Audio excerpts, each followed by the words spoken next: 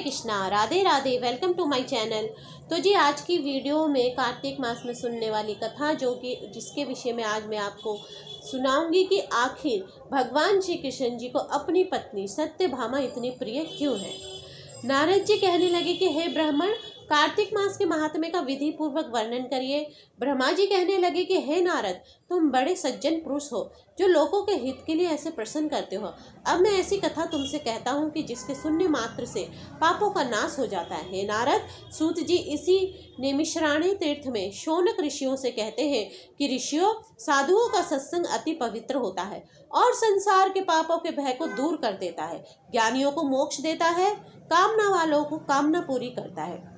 श्री गंगा जी पापों को नष्ट कर देती है, चंद्रमा ताप को दूर कर देता है, कल्प वृक्ष दीनता को नष्ट कर देता है, परंतु साधु समागम पाप ताप और दीनता तीनों को नष्ट कर देता है। इसका आधा क्षण भी मोक्ष का देने वाला हो जाता है। इतनी वार्ता सुनकर ऋषि कहने लगे कि हे सूत जी, आप कृपा करके कार्तिक महात्म्य इतिहास तथा प्रसंग सहित सुनाइए।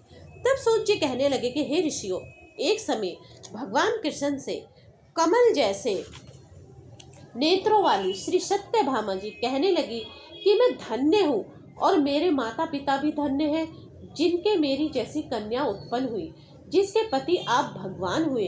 आप 16,108 रानियों में से सबसे अधिक मुझसे प्रेम करते हैं। जिस कल्प वृक्ष के पृथ्वी के लोग बात तक नहीं जानते, वे मेरे आंगन में लगा हुआ है। अतः मैं आपसे एक बात पूछना चाहती हूँ। आशा है मेरे हित के लिए आप ये बात अवश्य बताने की कृपा करेंगे।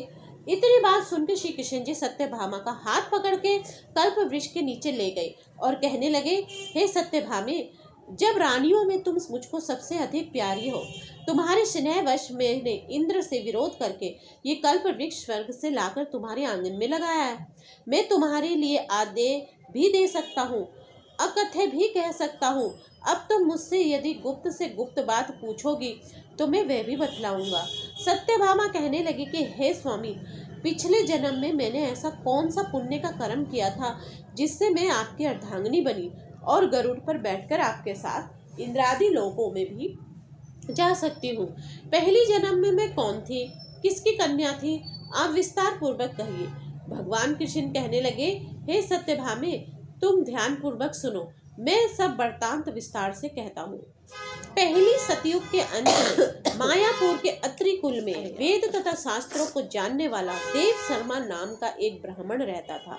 वे सूर्य का भक्त था तथा दिन रात अतिथियों की सेवा किया करता था। उसके कोई पुत्र नहीं था, परंतु बड़ी आयु में उसके एक कन्या उत्पन्न हुई जिसका नाम गुणवंती था। देव शर्मा ने चंद्र नामक अपने एक शिष्य के साथ अपनी कन्या गुणवंती का विवाह कर दिया। चंद्र पिता के समान उसकी सेवा करता था। एक दिन देव शर्मा अपने दामाद के साथ लकड़ियां काटने के लिए हिमाचल के समीप गया। वन में इधर उधर फिरते हुए उन्होंने एक महान भयंकर राक्षस को देखा।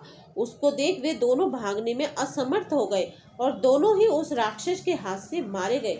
परंतु उस क्षेत्र के प्रभाव और अपने कर्मों के कारण हमारे बैकुंठ धाम को प्राप्त हो गए, क्योंकि जैसे मेघ से बरसा हुआ जल सब नदियों द्वारा समुद्र में प्रवेश पा जाता है, वैसे ही गणेश, शिव, सूर्य, विष्णु किसी भी देवता की उपासना की जाए हमको ही प्राप्त हो जाती है।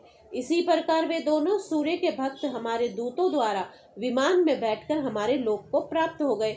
उन दोनों का मरण सुनकर गुणवती बड़े रुदन करने लगी और पुकारने लगी कि हे पिता, हे पति, तुम्हारे बिना मेरा निर्वाह कैसे होगा, मैं किस प्रकार जीवित रह सकूंगी, तुम मुझकर छोड़कर कहाँ चले गए, मेरे अन्न तथा भोजन का प्रबंध कैसे होगा, मेरे लिए अब कोई ठिकाना ना रहा। इस प्रकार विलाप करते हुए वे अचेत होकर वृक्ष की तरह भूमि पर गिर गई और जब कुछ चेतना आई तो उसने घर का सामान बेचकर उन दोनों की अंत्येष्टि क्रिया की और फिर मेरी भक्ति में सदा तत्पर रहने लगी। इसी प्रकार कार्तिक मास आ गया और वे कार्तिक के व्रत करने लगी तथा एकादशी का व्रत भी करने लगी। ये दोनों ही व्रत भगवान को अति प्रिय है तथा मुक्ति और ऐश्वर्य के देने वाले हैं। कार्तिक मास में तुला के सूर्य में जो प्रातःकाल स्नान करते हैं, जागरण तथा दीपदान करते हैं, उनके महापातक नाश हो जाते हैं। जो मंदिर में जाकर झाड़ू देते हैं या भगवान की पूजा करते हैं वे जीवन मुक्त हो जाते हैं। जो तुलसी के वन की पालना करते हैं वे फिर इस संसार में आकर जन्म नहीं लेते हैं। एक दिन वे ज्वर से पीड़ित हो गई, तब भी दुर्बल शरीर वाली गुणवती गंगा स्नान को गई। अतएव गंगा जी में प्रवेश करते ही शीत के मारे उसकी सब देह कांपने लगी और वे शिथिल होकर वहीं पर गिर पड़ी। उसी समय हमारे दूत सुंदर विमान में बिठाकर उसको हमारे धाम में ले आए। ये कार्तिक के व्रत का ही प्रभाव था। फिर दापर में ब्रह्मादि देवताओं की प्रार्थना पर इसे पृथ्वी का भार उतारने के लिए हमने कृष्ण अवतार लिया। तो उस समय हमारे ही सब देवगण यादव बने और तुम्हारा पिता देव शर्मा सत्राजित हुआ, चंद्र शर्मा अक्रूर हुए और तुम गुणवंती सत्यभामा हुई। कार्तिक के व्रत के प्रभाव से तुम हमारी प्यारी हुई। तुमने आजन्म तुलसी के वृक्ष का पालन किया, इसी से तुम्हारे आंगन में कल्प वृक्ष है। कार्तिक में तुमने दीप दान किया, इसी से तुम्हारे घर में लक्ष्मी स्थित है। जो कार्तिक मास में तुमने व्रत आदि किए उसी से तुम्हारी हमारी अर्धांगिनी हुई हो। जो कोई कार्तिक मास में व्रत आदि करता है वे हमको तुम्हारे समान ही प्रिय होता है। अन्य दूसरे जप तप यज्ञ दान आदि कार्तिक मास की 16वीं कला के बराबर भी नहीं है। तो इस प्रकार से कार्तिक महात्म्य का 6वां अध्याय समाप्त होता है। तो जी आज की वीडियो में बस इतना ही। अगर आपको आज की वीडियो अच्छी लगी हो तो वीडियो को लाइक एंड शेयर करना ना भूलें, मेरे चैनल को सब्सक्राइब करना ना भूलें। हरे कृष्णा, राधे राधे।